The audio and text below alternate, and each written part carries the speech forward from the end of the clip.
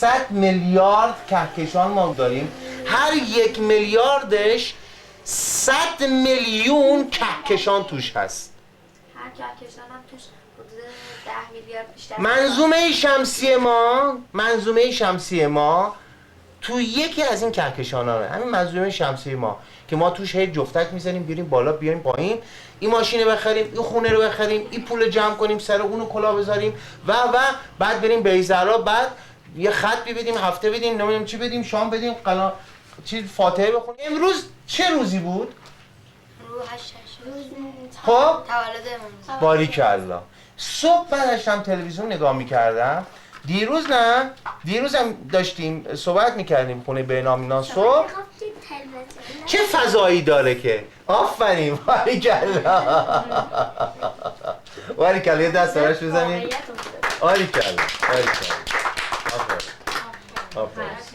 البته من روشن نکردم، بچه ها بودن داشتن، البته اون تو اتاق داشتن کار میکردن، خالشون داشت کار میکرد، تلویزیون روشن کرد صدا. ولی خب حالا خوشبختانه در ارتباط با تولد امام رضا بود، اون کسی که داشت صحبت میکرد چیزای خوبی میگفته. مستند یعنی چی؟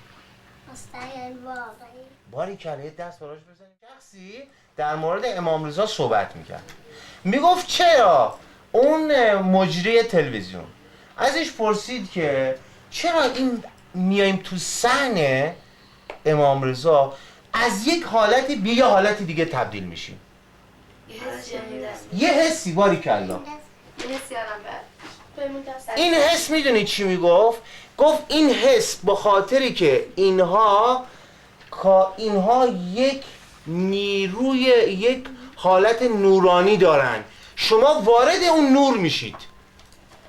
به خاطری که اعمال اینا همش به خاطر خدا بوده، گفتارشون، رفتارشون، کردارشون به خاطر خدا بوده، یک حالت نورانی دارن. یعنی تو وارد این دایره نورانی اینا میشی، شما جذب اونا میشی.